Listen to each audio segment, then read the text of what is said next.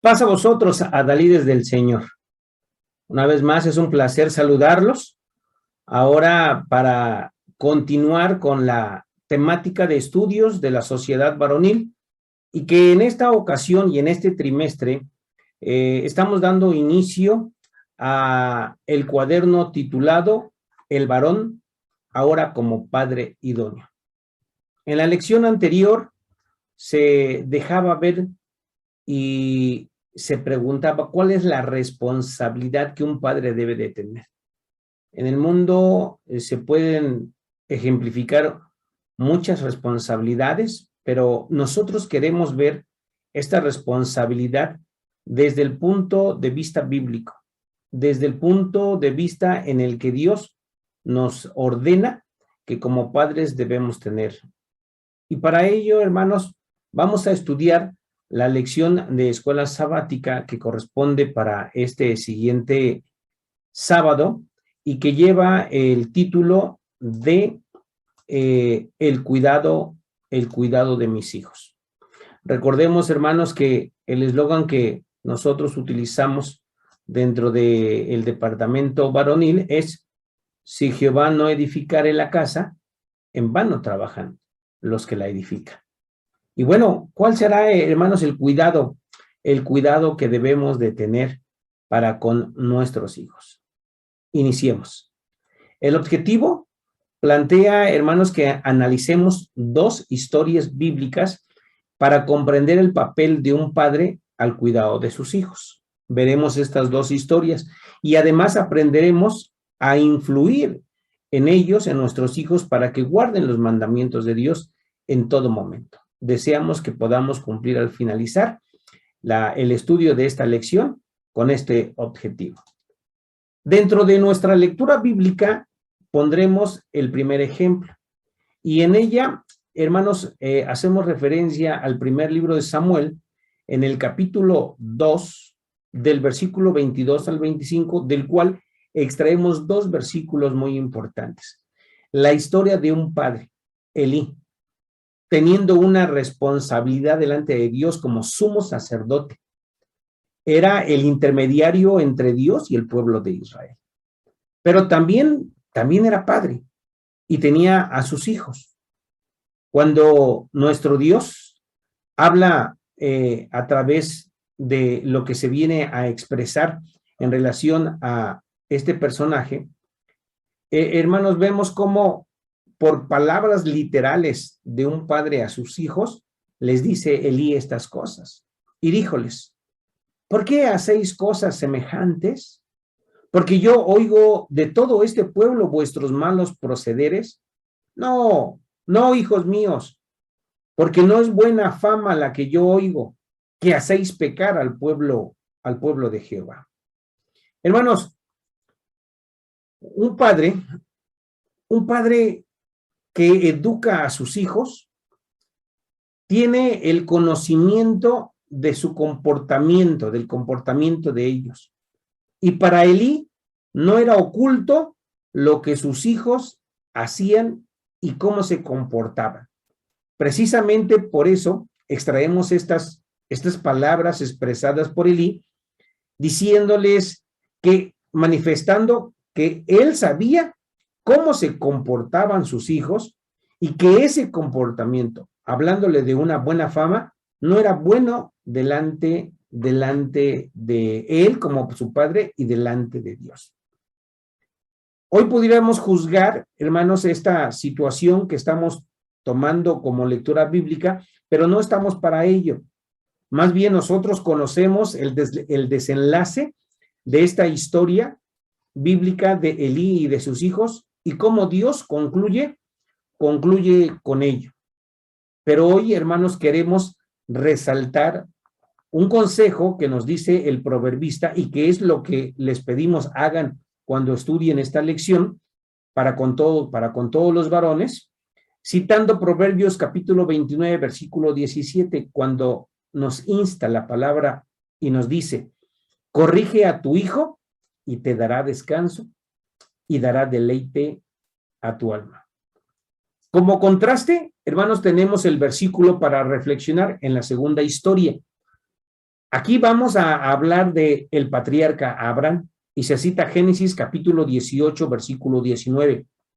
Porque yo le he conocido, sé que mandará a sus hijos y a su casa después de sí, que guarden el camino de Jehová, haciendo justicia y juicio, para que haga venir Jehová sobre Abraham lo que ha hablado acerca de él. Todos como padres tenemos una gran responsabilidad. Y en este caso es la herencia que Dios nos otorga, que son nuestros hijos. Nuestro Dios expresa de Abraham, hermanos, este comentario que acabamos de leer, porque yo sé que mandará a sus hijos y a su casa después de sí, que guarden el camino de Jehová. Qué contraste, hermanos, con la primera historia, ahora con esta que estamos citando, que podríamos abarcar un sinfín de versículos hablando del comportamiento de Abraham como padre. Pero hermanos, ahora solamente queremos poner estas dos historias en contrastes y pasando, hermanos, a lo que sería el material exegético. Aquí vamos a iniciar, hermanos, con esta interrogante y queremos que esto sea la parte que abran para poder dialogar con los varones que se congregan en su localidad, iniciando con esta interrogante. ¿Cuál es la mejor herencia que podemos dejar a nuestros hijos? Decíamos en la primera lección que puede ser dinero, que puede ser casas, que puede ser autos, que puede ser una gran educación. Pero, hermanos, ¿cuál es la mejor herencia que podemos dejar a nuestros hijos? Y para ello contrastamos a Elí y a Abraham, hermanos. Dos hombres que fueron padres y tuvieron hijos. Cuando hablamos, hermanos, de Elí, nosotros recordemos que esto se le revela al joven Samuel cuando Dios habla con él y le hace ver precisamente qué es lo que Elí conocía, porque él sabe su iniquidad y él conoce que sus hijos se han envilecido y lo más triste es que él no les ha estorbado. Esto fue lo que Jehová le dijo a Samuel en relación a Elí. Quiero que podamos reforzar esto que ahora estoy comentando, citando el primer libro de Samuel, capítulo número 2, versículo 12, que nos dice: mas los hijos de Elí eran hombres impíos y no tenían conocimiento de Jehová. ¿Cómo podemos comprender la frase y no tenían conocimiento de Jehová? Y aquí es en donde quiero que abordemos la historia ahora para nosotros, para los varones que nos congregamos. Porque nosotros somos parte de una organización, de un grupo religioso, y diciéndolo o expresándolo de manera clara, somos parte de la iglesia de Dios, que tiene el conocimiento de Jehová. ¿Y cómo es posible que nuestros hijos no puedan conocerlo a él? Como vino a suceder con los hijos de Elí. Él era el sumo sacerdote. ¿Cómo era posible que él, teniendo tantas responsabilidades, incluso la de tomar a otro personaje, que es, en este caso menciono, es Samuel, cómo es posible que de sus hijos no pudieran conocer o no pudieran tener el conocimiento de Jehová? Así ahora nosotros, si vamos a la iglesia, si guardamos las fiestas, si cumplimos con los mandamientos y diezmamos, ¿cómo es posible que nuestros hijos no tengan el conocimiento de Jehová? Hoy, hermanos, esto es lo que quiero que también nosotros vengamos a poner en discusión en nuestra sociedad varonil y que podamos comprender, hermanos, que no es que no lo conozcan, más bien es que no lo obedecen. Continuando, hermanos, con el material exegético, se hace otra interrogante, hermanos, y se pregunta, ¿dónde está el secreto para que nuestros hijos amen a Dios y se acerquen a Él? Todo padre tendrá como preocupación esto, hermanos. ¿Cómo puedo hacer que mis hijos no se alejen de la iglesia, no se alejen de Dios? En realidad, hermanos, esto no es un secreto. En realidad, esto no está escondido. La palabra de nuestro Dios lo único que nos dice es que como padres tenemos que tomar nuestra responsabilidad. No esperemos que Dios actúe en nuestros hijos cuando la responsabilidad también es nuestra. Y para ello, hermanos, citamos dentro de este párrafito que estamos poniendo a consideración que lo que tenemos que hacer y nuestra responsabilidad como padre es inculcarles a tener una estrecha relación con Dios. Hagamos que conozcan quién es Dios y que aprendan, hermanos, quién es el creador de todas las cosas, incluso de nosotros mismos. Para ello, hermanos, debemos instruirlos desde pequeños. Si cuando uno es grande y comienza a ser instruido, aprende a obedecer a Dios, ¿cuánto más cuando nuestros hijos desde pequeños comenzamos a instruirlos en la palabra de nuestro Dios, obedecerán a Dios? Pero para ello tenemos que tomar esta responsabilidad. Y hermanos, como punto número 3 es ayudarlos a poner en práctica cada uno de los mandamientos. Así como nosotros les enseñamos a caminar, porque ellos nacen sin aprender a caminar, así como nosotros les enseñamos a pronunciar las palabras, así como les enseñamos a comer, o incluso, hermanos, a andar en bicicleta y los ayudamos, apoyémoslos de la misma manera a poner en práctica todos y cada uno de los mandamientos, pero para ello tenemos que estar ahí. No basta con solo mencionarles lo que tienen que hacer, sino con ayudarles a ponerlo en práctica. Y hermanos, si nosotros como padres lo hacemos, seguramente nuestros hijos serán obedientes a nuestro Padre Celestial. Y sobre todo, hermanos, que les enseñemos a confiar en Dios. No hay mayor enseñanza que dejarle a nuestros hijos que hay un ser todopoderoso en el que ellos pueden confiar y que Él será siempre su ayudador. Por eso citamos el Salmo 28, versículo 7, cuando, hermanos, David expresa: Jehová es mi fortaleza y mi escudo, en Él esperó mi corazón y fui ayudado, por lo que se gozó mi corazón y con mi canción le alabaré. Amén. Hoy quiero, hermanos, concluir lo que sería el material exegético con lo que se nos está mencionando en relación a la corrección.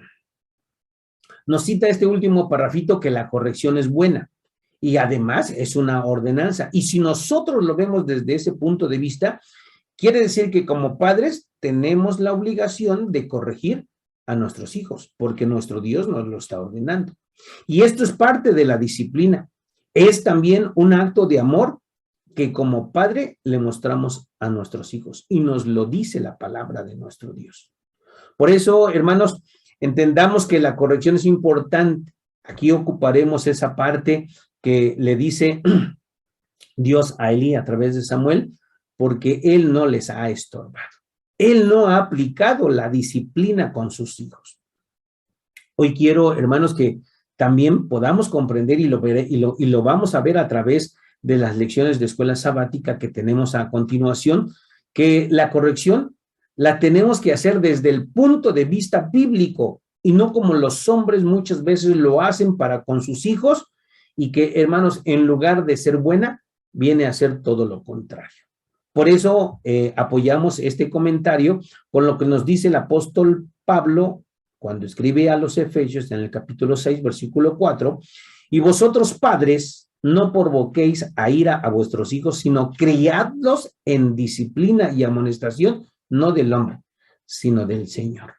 Y así, hermanos, con estos consejos podemos, hermanos, comenzar a reforzar la responsabilidad que todos nosotros como padres tenemos. Vamos a continuar hermanos, con la sección del recurso para profundizar. Y en la página que se está citando dentro de este material, hermanos, se hace una recomendación de cómo aplicar la disciplina con nuestros hijos. Y se nos dice que la disciplina necesita llevarse a cabo en una atmósfera de calma y amor. Esa es la recomendación que hoy nosotros queremos compartir para con todos los varones de la sociedad. Y hermanos, dentro de estas recomendaciones se nos dice, dile al niño, te quiero demasiado para permitirte, y ahí continúan esos puntos suspensivos, para permitirte que hables o te expreses de esta manera, para permitirte que no hagas las labores que se te han encomendado. Entonces, hermanos, una forma en la que se nos hace esta recomendación es iniciar siempre con esta frase que ahora se está manifestando. Hablarle en tono agradable y suave. Esto, hermanos, es algo sumamente importante. Y en esta recomendación, hermanos, se nos hace ver que cuando nosotros le gritamos a nuestros hijos en el momento en el que queremos corregirlos o aplicar la disciplina, ellos se cierran y en lugar de escuchar nuestros gritos, no atienden a nuestra voz. Por el contrario, cuando nosotros hablamos en un tono suave pero firme, nuestros hijos aprenderán a poner atención a lo que nosotros queremos corregir de ellos. Si estamos enojados, dice, relájate antes de lidiar con la situación. Esto es una autodisciplina que nosotros podemos enseñar a nuestros hijos antes de iniciar una plática con ellos o alguna corrección por el acto que ellos hayan cometido. Lo mejor es relajarnos, estar tranquilos para poder comunicarnos asertivamente con ellos y así poder llegar a que nuestros hijos atiendan a la recomendación que nosotros queremos hacerles. No avergüences a tu hijo cuando lo amonestes. Y este también, hermanos, es otra consideración que se pone y que ponemos delante de todos los varones. Jamás avergoncemos, tratemos de corregir a nuestros hijos delante de otras gentes, mucho menos en público, hermanos. Y estamos hablando, hermanos, que no debemos de avergonzarlo incluso delante de sus hermanos o delante de sus familiares, de sus primos, de sus tíos, de quienes pudieran estar presentes. Si queremos corregir a nuestros hijos, siempre hagámoslo en privado.